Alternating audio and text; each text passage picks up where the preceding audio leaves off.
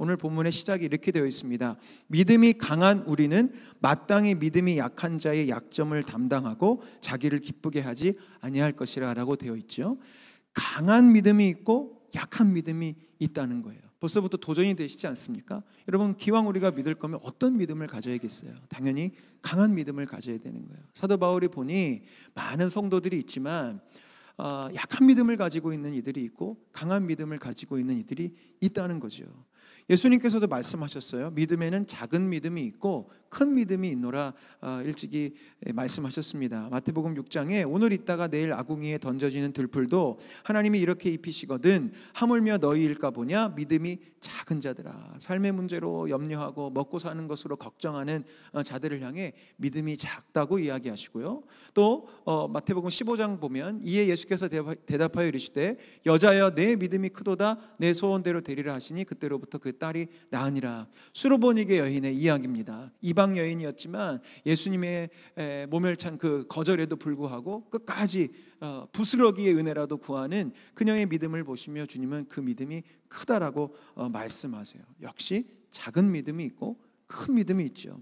그래서 믿음은 예수님 안에서, 복음 안에서 자라나야 됩니다. 그 목표를 가지고 달려가실 수 있어야 돼요. 오늘 로마서 말씀을 연중 내내 우리가 살펴봤는데 시작하는 로마서 1장에 이 말씀이 있었죠. 복음에는 하나님의 의가 나타나서 믿음으로 믿음에 이르게 하나니. 그때도 연초에 말씀드렸는데 왜 우리가 로마서 말씀을 공부하는가? 왜 이렇게 설교의 자리를 지키고 성경 공부의 자리를 지키고 오늘도 도전 드리겠지만 성경을 통독하고 묵상하고 암송하는 일을 왜 해야 하냐면 복음이 우리 가운데 계속해서 울려질 때 믿음에서 믿음으로 성장하기 때문에 그래요.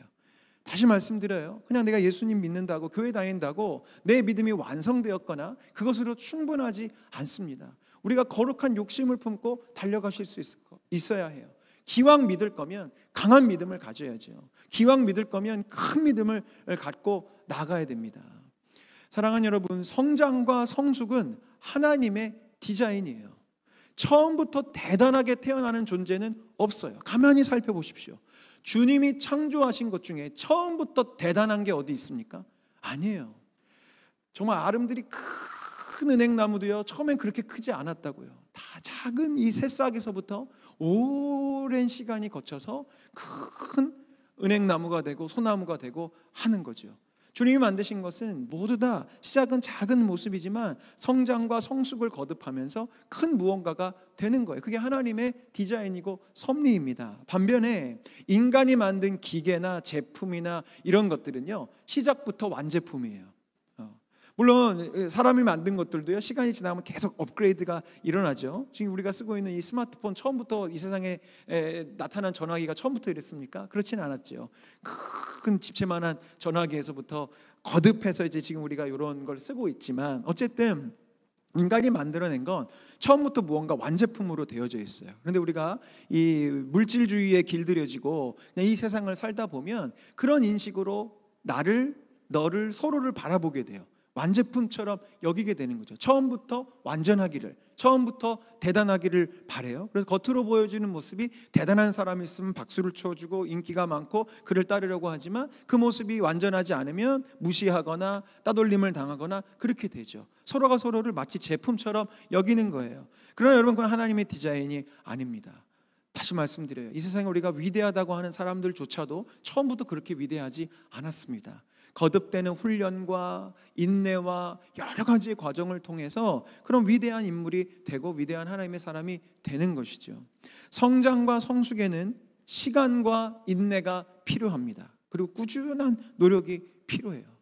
그래서 우리는 좀처럼 신앙의 성장과 성숙을 해야 됩니다라는 이런 말에 반대하시는 분은 없으실 거예요. 동의하실 겁니다. 그래요, 자라나야죠. 예수 그리스도의 분량까지 주님을 닮은 모습으로 자라나야죠. 아마 다들 동의하실 거예요. 그리고 꿈도 꾸실 거예요. 나 주님처럼 살아가고 싶다. 내가 작은 예수가 되고 싶다. 다 마음 먹으실 겁니다. 그러나 마음 먹는 것 중요하지만 그냥 마음 먹는 것만으로는 되지 않아요. 제가 여러 번 운동의 비유를 들고 있어요. 내가 새해에는 살을 빼야지. 새해에는 내가 정말 멋진 몸매를 만들어야지. 내가 몸매까지는 아니어도 내가 좀 근력을 키워서 넘어지지는 말아야지. 나름대로 계획하실 수 있어요. 꿈을 품을 수 있죠. 그러나 집안에만 있으면 절대로 근육은 자라나지 않습니다. 반드시 운동하는 자리로 힘겹지만 가서 땀을 흘리는 수고를 거듭해야 근육이 생기고 넘어지지 않는 튼튼한 몸이 되는 겁니다. 영적인 성장도 마찬가지예요. 꿈꾼다고 저절로 자라나지 않습니다. 그 애쓰는 자리, 그 꾸준한 자리를 지켜내야 돼요. 그렇기 때문에 우리 주변에 나 자신을 살펴보셔도 좋겠지만 교회를 아무리 그렇게 오래 다녀도 여전히 약한 믿음이 있고요. 설교를 그렇게 많이 듣고 예배를 그렇게 많이 드렸음에도 불구하고 여전히 작은 믿음이 있더라는 거예요.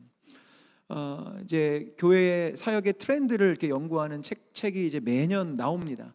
그 책에 이제 내년도 책을 제가 미리 또 보고 또 지난번 세미나도 들을 수 있는 기회가 있었는데요. 우리나라에 요즘 무속신앙이 시간이 갈수록 점점 더 많아지고 있는데 이 연구팀이 뭘 연구했냐면 그럼 과연 교회 안에는 이 믿는 자들 안에는 이 무속신앙과 이런 것들이 혹시 얼마만큼의 영향이 있을지를 조사해 봤는데 이 연구팀이 상상한 것보다 훨씬 더 깊이 신자들 사이에서 교회를 다닌다는 자들 사이에서도 이 무속신앙이 깊이 들어와 있다는 것을 발견하게 된 거죠. 몇 개의 표를 보여드릴게요. 기독교인 중에 무속을 이용하는 이용률이 무려 20%입니다. 그러니까 우리 천만날 교회에는 이 통계가 적용되지 않기를 바라지만 대한민국 교회를 보면 물론 이 통계가 모든 수백만의 크리스천을 조사한 건 아니지만 나름대로 어떤 정확한 이제 통계의 조사들을 통해서 이제 만들어낸 건데요. 성도들 중에 10명 중에 2명은 아직이에요. 아직 2명은 여전히 이러저러한 모습으로 무속신앙을 활용하고 있다라는 거예요. 그 다음이요. 성도 10명 중에 3명은 무속을 통해 위로를 받고 있고요. 다음 슬라이드 보여주십시오. 성도들도요. 점을 보거나 어떤 날짜를 택일하는 것들에 대해서는 문제가 없다라고 실제로 그 일은 하지 않더라 할지라도 그게 큰 문제가 되겠어라고 생각하고 있다는 겁니다. 굉장히 위험한 거죠. 근데 지금 누군가를 정죄하고자 함이 아니라 제가 이 도표를 왜 보여드리냐면 저 응답을 하는 사람 중에 상당수는 초신자거나 그렇지 않을 거예요.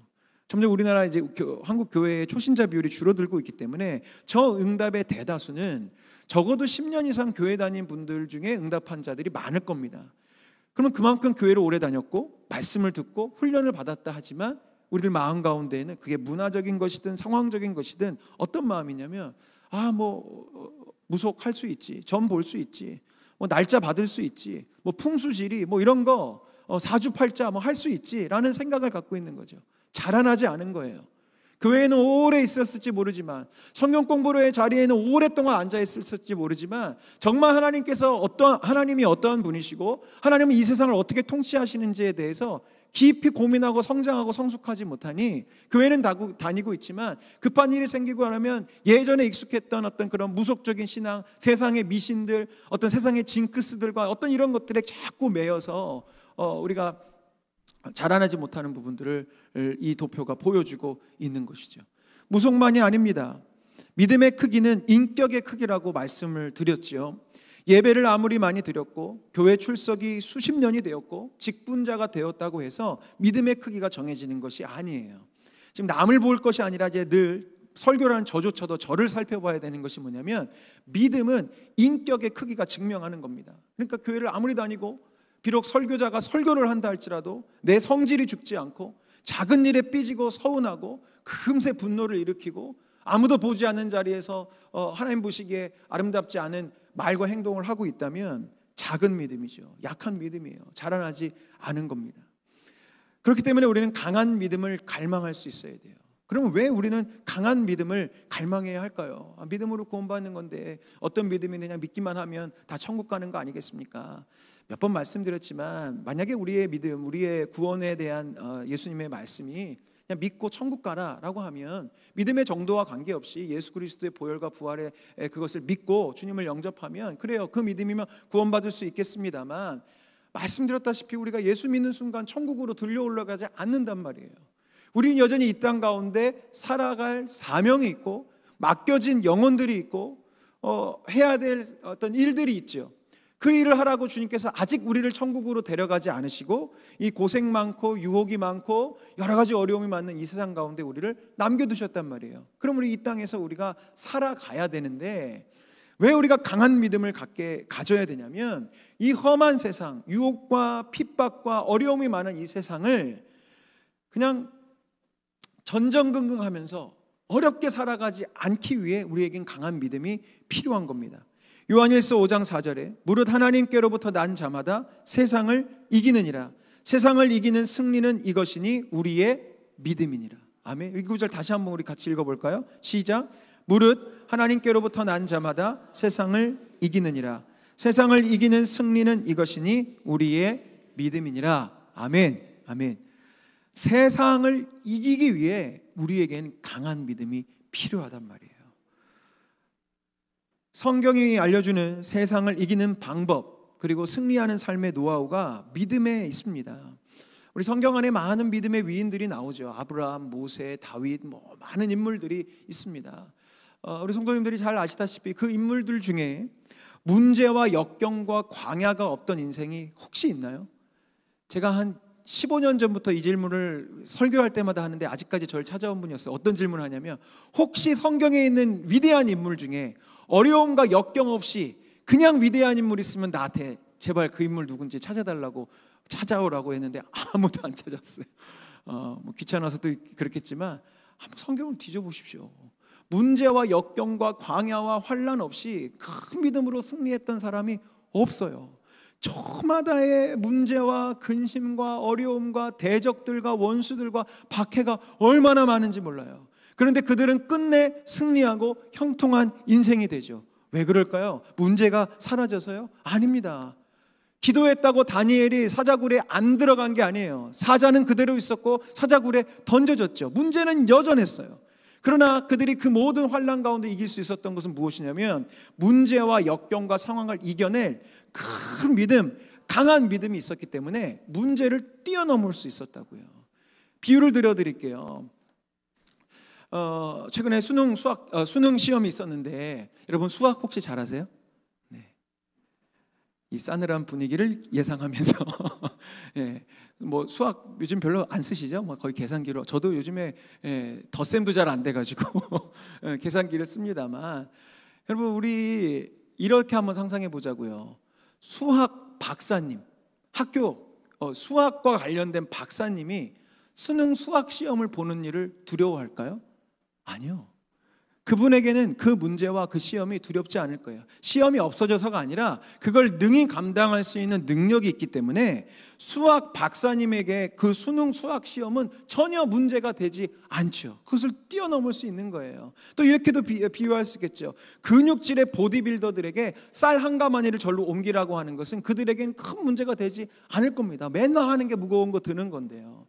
제가 무슨 말씀을 드리고자 하냐면 문제가 작아지기를, 내 삶의 염려가 작아지기를 그렇게 바라는 기도를 하기보다 내 믿음의 근육이 훨씬 더 강해지고 커져서 이 문제를 넘어설 수 있기를 기도하는 게 훨씬 성경적이고 그게 훨씬 아름다운 거예요.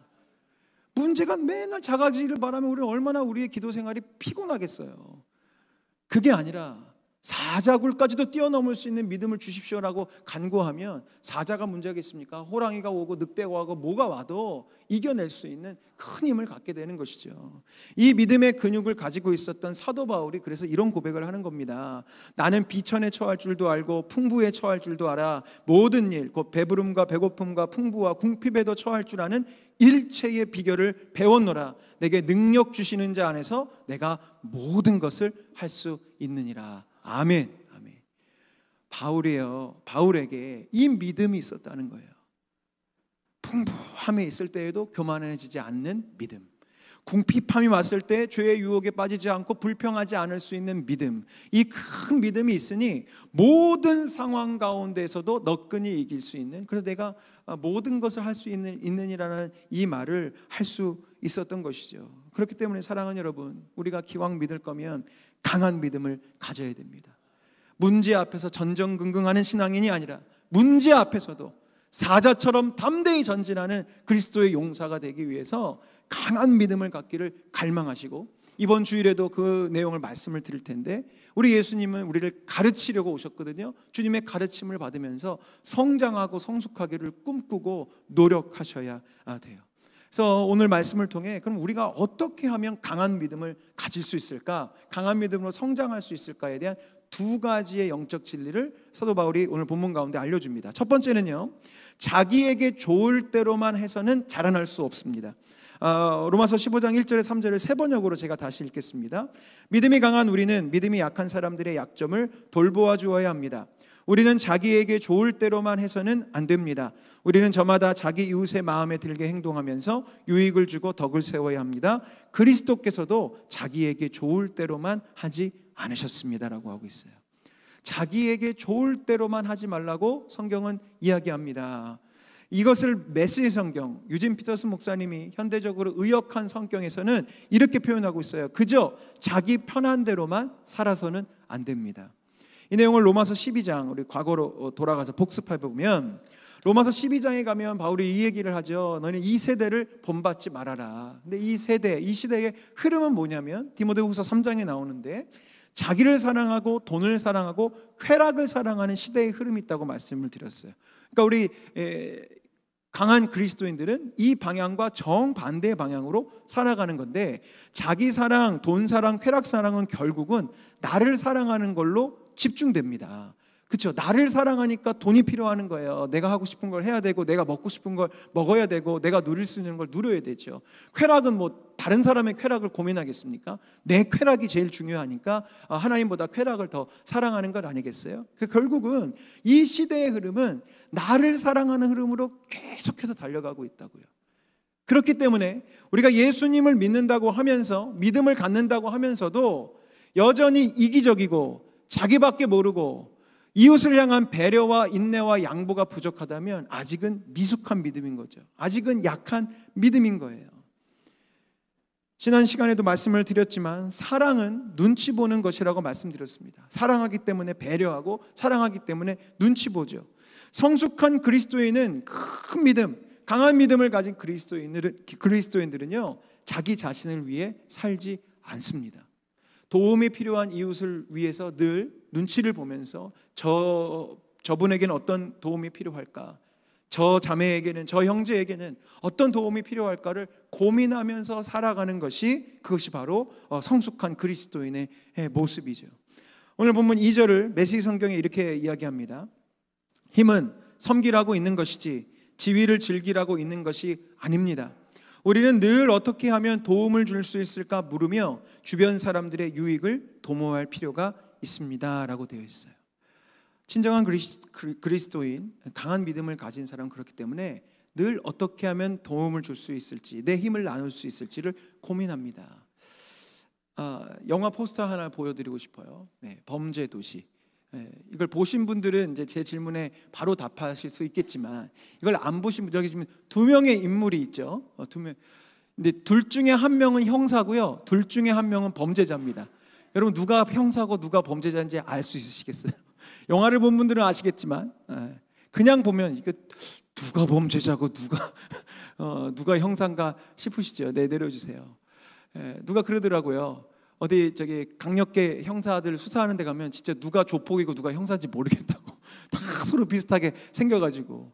여러분, 조직폭력배나 강력계 형사나 사실 겉모습만 보면 비슷비슷합니다. 뭐 누군가 그러더라고요. 뭐 문신이 있냐 없냐로 확인할 수 있다는데, 뭐 그런 거 말고 그냥 보면, 옷 입은 거 보면 덩치도 비슷하고요, 뭐 거칠고 이런 모습들, 뭐 싸움하는 모습들 보면 다 비슷해요. 근데 결정적으로 누가 형사고 누가 조폭인지가 어디서 갈라지냐면, 조폭은요, 자기 힘을 자기 좋을 대로 씁니다. 자기를 위해서 씁니다. 그러나 형사는 자기 힘을 남을 위해 쓰죠. 범죄자를 잡고 연약한 사람을 돕기 위해 자기 힘을 써요. 여러분, 여기에 아주 중요한 기준이 있는 거예요. 마찬가지예요. 우리가 뭐 그리스도인으로서 어떤 직분을 갖고 있고, 목사로서 어떤 가운을 입고 있고, 겉모양이 어떠하냐로 나의 믿음의 크기를 가늠하는 것이 아니라 내 본질적인 삶의 방향이 어디 있는지가 내가 강한 믿음을 갖고 있는지 약한 믿음을 갖고 있는지를 보여주는 거죠. 예수님 믿는다고 하면서도 자기 감정과 자기 생각과 자기 판단과 자기 힘을 자기 편할 대로 쓰는 사람은 깡패 같은 그리스도인이에요. 그러나 자기에게 주어진 힘과 열정과 시간과 재능과 은사와 재정을 남을 위해 쓰기를 바라고 그렇게 살아가고 있다면 사람을 살리는 성장하는 그리스도인이 되는 것이죠. 그래서 여러분, 내 스스로의 믿음을 그 방향으로 진단해 보실 수 있어야 됩니다. 약한 믿음을 가진 자들은요, 나 자신을 위해 사는 사람이에요. 신앙생활도 그렇기 때문에 자기중심적이죠. 아무리 오래 교회를 다녀도요, 목사로서 이렇게 둘러보면 그게 보여요. 왠지 아세요? 바로 티가 나거든요. 아직 약한 믿음을 가지고 자기중심적인 신앙생활 하시는 분들의 특징, 첫 번째, 잘 삐지십니다. 내가 중심이니까 뭐해도 자꾸 삐지는 거예요. 왜? 내가 인정받지 못하고 내 마음대로 안 되고 내 뜻대로 안 되니까 자꾸 마음이 상하는 거죠. 인정받지 못하고 칭찬받지 못하고 고맙다라는 말이 없으면 섭섭해요. 그래서 여러분, 섭섭마귀의 포섭 1위가 약한 믿음을 가진 자들이에요. 그냥 비집고 들어오는 거죠. 힘들고 굳은 일은 어떻게 해서든 안 합니다. 왜요? 내가 소중하거든요. 내가 제일 소중하거든요. 인정은 받고 싶지만 험한 일을 하고 싶지는 않아요. 땀 흘리고 싶지는 않죠. 이게 바로 약한 믿음의 특징입니다. 근데 강한 믿음은 남을 위해서 살아갑니다. 이런 분들은요, 말 안 해요. 그냥 하십니다. 뭐 투덜거릴 것도 없고 뭐 삐질 것도 없어요. 남을 위해 하기로 했는데 내가 좀 인정을 못 받고 내가 칭찬을 좀 못 받으면 어떻습니까? 내가 그거 인정받으려고 하는 봉사가 아닌데요. 그러니까 강한 믿음을 가지신 분들은 늘 잠잠히 어떤 일이든 섬김의 자리를 지키고 계세요. 섭섭마귀가 공략할 틈이 없어요. 왜? 나 자신을 위한 것이 아니기 때문에 섭섭할 것도 없는 거죠. 사랑하는 여러분, 그렇기 때문에 저는 여러분과 함께 교회를 세워가고 목회를 할 때 여러분들의 그 미숙한 믿음의 상태를 이렇게 얼러드리고 막 삐진 거를 막 풀어드리는 목회 하고 싶지 않아요. 젖병 물리는 목회 안 하고 싶단 말이에요. 히브리서 5장에 이런 말씀이 있습니다. 때가 오래되었으므로 너희가 마땅히 선생이 되었을 터인데 너희가 다시 하나님의 말씀의 초보에 대하여 누구에게서 가르침을 받아야 할 처지이니 단단한 음식은 못 먹고 젖이나 먹어야 할 자가 되었도다. 이는 젖을 먹는 자마다 어린아이니 의의 말씀을 경험하지 못한 자요 단단한 음식은 장성한 자의 것이니 그들은 지각을 사용함으로 연단을 받아 선악을 분별하는 자들이니라. 아멘. 여러분, 오해하지 마십시오. 제가 목회 편하게 하려고 젖병 목회 안 한다는 뜻이 아닙니다. 여러분들 예수 그리스도를 그렇게 믿고 오래 교회를 다녀도 여전히 자기중심적으로 약한 믿음을 가지고 있으면 결론적으로 세상을 이기실 수가 없어요. 세상을 이길 수 없는 믿음이라고요. 근데 저는 우리 모든 성도님들이 세상을 너끈히 이기고 다니엘처럼 아브라함처럼 모세처럼 하나님의 승리를 선포하는 정말 그런 인생이 되기를 바라거든요. 그러면 우리가 자라나야죠. 자라나야 돼요. 여러분, 10살이 되고 20살이 돼도 계속 단단한 음식은 못 먹고 분유 타서 먹는 사람이 있으면 그 정상이라고 할 수 있겠습니까? 안타깝게 여겨야죠. 자라나야 되는 것입니다. 그래서 우리 모두는 성장과 성숙을 향한 갈망을 가지고 나아가야 돼요. 올해는 우리 교회의 표어가 사람을 살리는 교회고 내년에는 사람을 살리는 제자고 그 후년도에는 사람을 살리는 선교가 될 예정입니다. 이건 성장과 성숙을 목표로 한 3개년의 목표입니다. 사람을 살린 교회로 내가 먼저 회복되고 올 한 해 우리가 예배에 집중하고 저도 여러분에게 이 말씀을 전하면서 우리 안에 이 비전이 계속 생길 수 있도록 했던 거예요. 근데 여기서 우리가 멈춰지는 것이 이제 제자로서 오늘 이 도전과 또 다음 주에 드릴 말씀과 여러 가지를 통해서 우리가 이제 예수님의 모습으로 자라나고 훈련하고 배우고 노력하고 연습하는 시간들을 내년 한 해 동안 갖게 되면 제가 바라건대 그 후년도에는 그 힘을 가지고 이제는 우리가 다른 이들을 향해 나아가서 이 선교라는 게 꼭 어디 뭐 해외나 멀리 가자는 것이 아니라 내 삶의 지경에서 이제 내가 섬기는 자로 사람을 살리는 사람으로 드디어 일꾼으로 파송될 수 있도록 그 목표를 가지고 나아가는 거죠. 이 일을 위해서는 성장과 성숙이 반드시 있어야 합니다.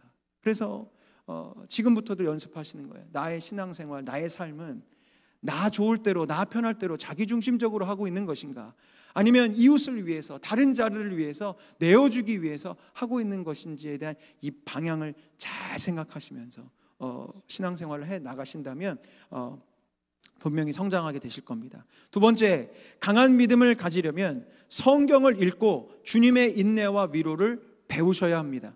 오늘 보면 4절과 5절을 세 번역으로 읽겠습니다. 무엇이든지 전에 기록한 것은 우리에게 교훈을 주려고 한 것이며 성경이 주는 인내와 위로로서 우리로 하여금 소망을 가지게 하려고 한 것입니다. 인내심과 위로를 주시는 하나님께서 여러분이 그리스도 예수를 본받아 같은 생각을 품게 하시고, 이렇게 되어 있어요. 성경이 주는 인내와 위로, 그리고 인내심과 위로를 주시는 하나님, 이렇게 표현이 되어 있죠. 이걸 유진 피터슨 목사님이 정확하게 해석하셨습니다. 이렇게 성경을 번역하셨는데, 하나님은 성경이 보여주는 하나님의 성품, 한결같고 변치 않는 부르심과 따뜻하고 인격적인 권면, 이 또한 우리의 성품이 되기를 원하십니다 라고 되어 있어요. 쉽게 말하면요, 성경은 하나님을 보여주는데 이 성경에 나타난 하나님은 인내와 위로의 하나님이라는 거예요. 그러니 이 성경을 계속해서 가까이 읽고 접하다 보면 우리가 하나님을 닮아가게 되어 있다는 것이죠. 하나님은 인내와 위로의 하나님이세요. 하나님은 자기 자신을 위해 존재하지 않으신다고요. 주님은 우리를 향해 있으세요. 우리를 살리고자 하세요. 그래서 인내하시죠. 그리고 우리를 위로하시죠.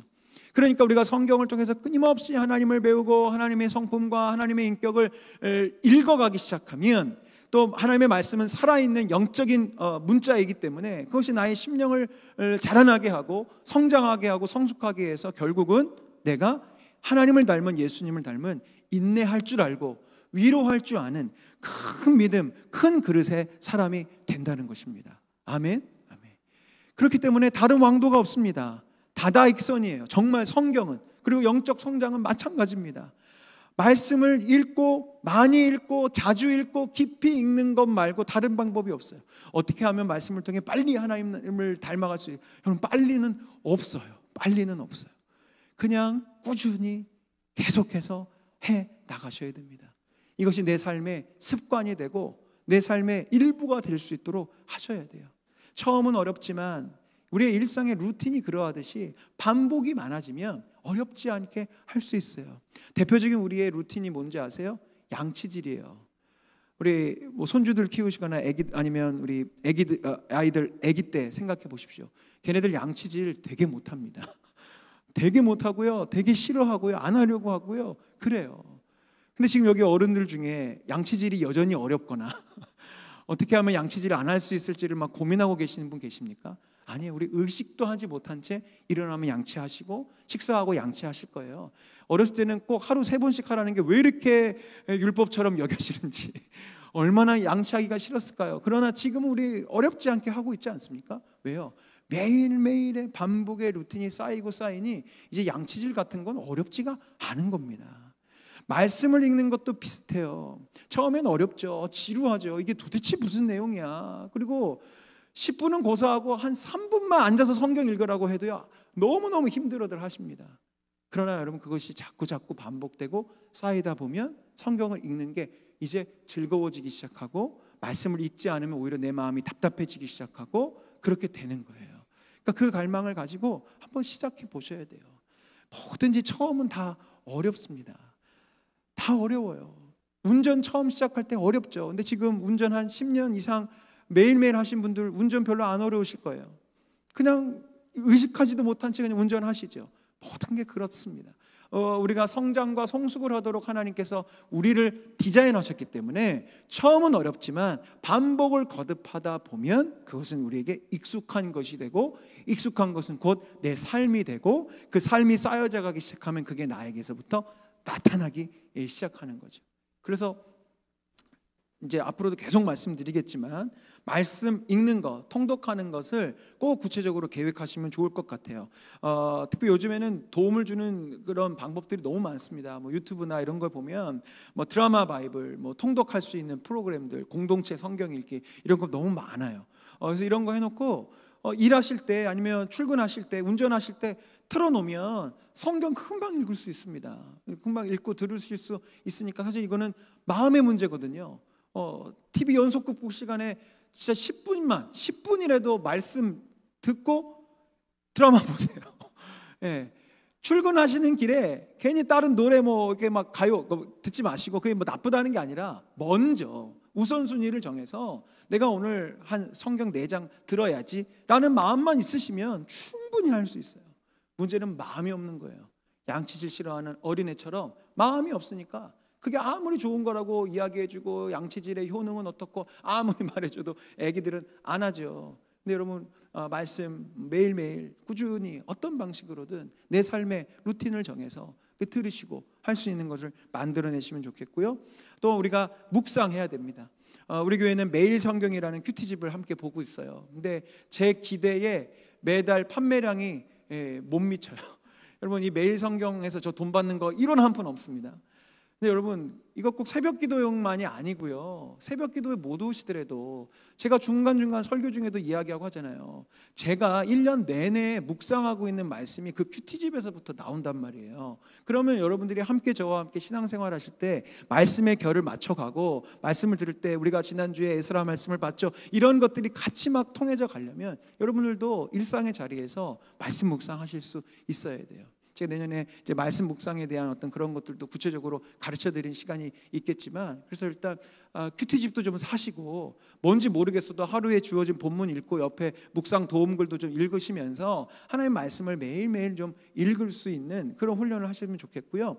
또 내년에 우리는 암송 운동을 할 겁니다. 그래서 이달의 말씀 우리 같이 외우고, 물론 옛날에 학생부 수련회처럼 못 외운다고 점심을 안 드리거나 그런 일은 없겠지만, 말씀 암송을 하면서 우리가 주님의 말씀이 내 안에 살아 움직이도록 해야 합니다. 여러분, 말씀 암송 진짜 큰 힘이 있는 거 아시나요?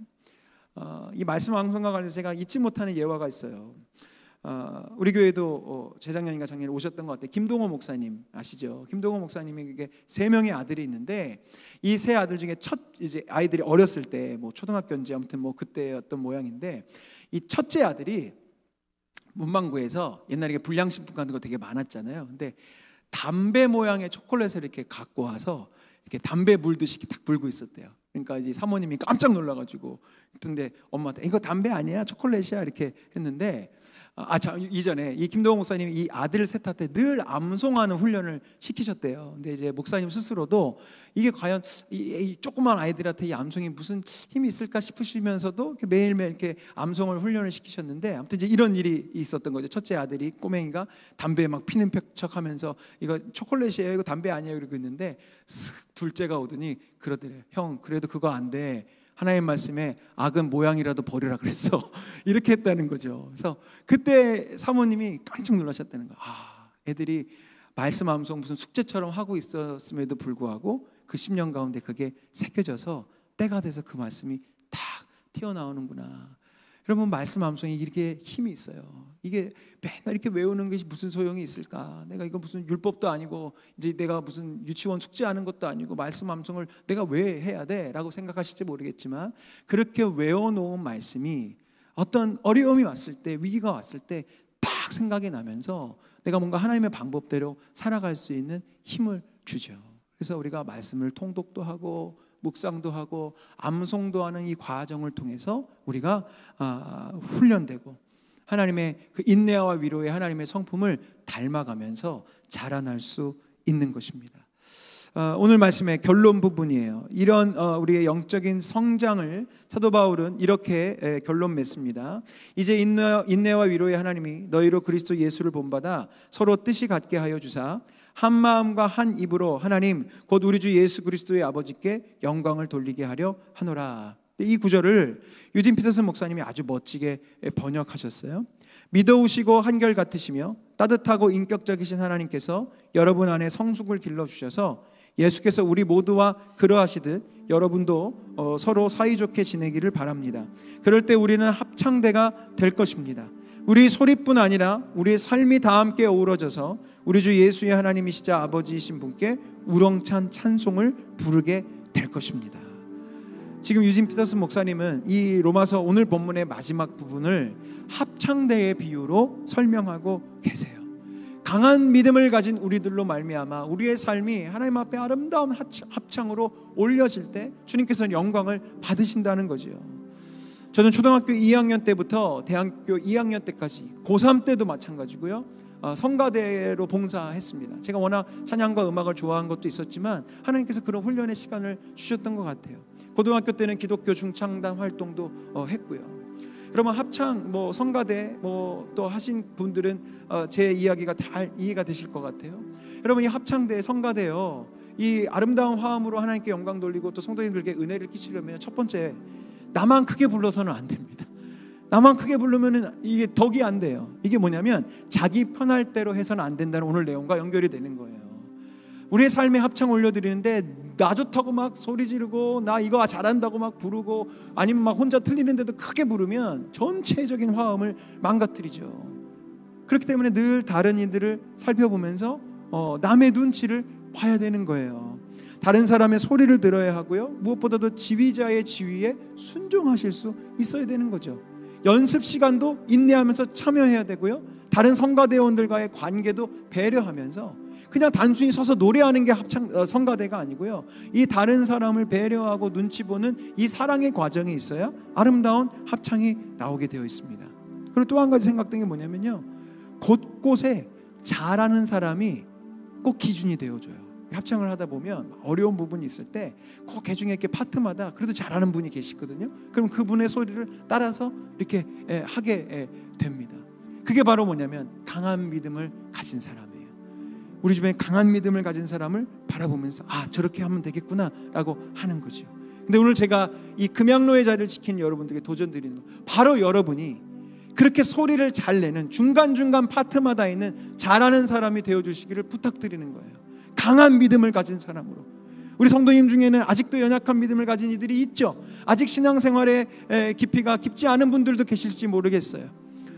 그런 분들에게 우리가 먼저 좀 본이 되고 덕이 될 수 있도록 믿음 생활은 저렇게 하는 거구나, 예수님을 제대로 믿는다는 것은 저런 모습이구나 라고 여러분들이 기준이 되어 주신다면 얼마나 우리의 이 합창이 아름다운 화음으로 주님께 올라갈 수 있겠습니까?